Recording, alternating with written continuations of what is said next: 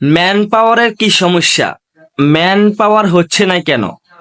Man পাওয়ারের কোথায় সমস্যা?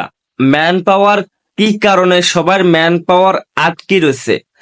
কিসের কারণে ম্যান পাওয়ার কাট অনলাইনে আইতেছে না? এটা নানান রকমের মানুষের প্রশ্ন থাকে। অনেকে আমাকে প্রশ্ন করে, অনেকে আমাকে কল দেয়, অনেকে আমাকে অনেক মানে মাধ্যমে আমার সাথে কথা বলে তারা শুধু জানতে চায় ম্যান পাওয়ার বর্তমানে কেন অফ হয়ে আছে, আর বাংলাদেশ সরকার ম্যান পাওয়ার অফ করে রাখছে কেন, এটাতে বাংলাদেশ সরকার কেন এরকম করে রাখছে। আজকের এই ভিডিওতে পুরোটা ক্লিয়ার করব বন্ধুরা। ভিডিওটা অনেকটা গুরুত্বপূর্ণ হতে যাচ্ছে।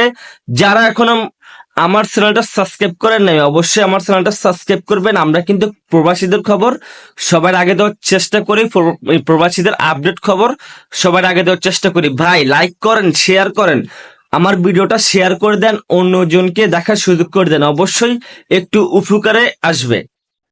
তো আজকের এই ভিডিওতে আমি বলবো কেন আপনাদের ম্যান পাওয়ার কার্ড আটকে আছে, কেন আপনাদের ম্যান পাওয়ার কার্ড এখনো পর্যন্ত অনলাইনে আসে না, কি সরকারের কি ব্যর্থতা, সরকার এখানে কি করতে আসছে, সরকার কি ভালোর জন্য আটকে রাখছে নাকি খারাপের জন্য আটকে রাখছে।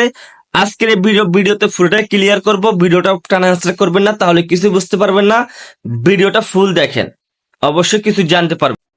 তো দেখেন ম্যান পাওয়ার কেন অফ হয়ে আছে। অনেকের ম্যান পাওয়ার হচ্ছে, অনেকের ম্যান পাওয়ার হচ্ছে না। তো ওটা কিসের জন্য? আমি আজকে জমা দিচ্ছি, আমার 2-3 দিন পর ম্যান পাওয়ার কাট হয়ে গেছে। আর আমি আজকে জমা দিচ্ছি, আমার 1 সপ্তাহ, 1.5 সপ্তাহ, 2 সপ্তাহ, 3 সপ্তাহ, 1 মাস, 1.5 মাস, 4 মাস, 3 মাস হয়ে গেছে, এখনো পর্যন্ত আমার ম্যান পাওয়ার কাট হাতে আসে না।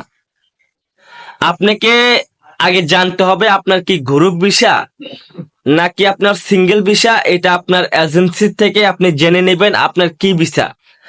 যদি আপনার গ্রুপ ভিসা হয় তাহলে ভাই আপনার অনেক দেরি হবে ম্যান পাওয়ার কার্ড হাতে পাইতে, আপনার অনেক কষ্ট হবে ম্যান পাওয়ার কার্ড হাতে পাইতে, আপনি অনেক অপেক্ষা করতে হবে ম্যান পাওয়ার কার্ড হাতে পাওয়ার জন্য।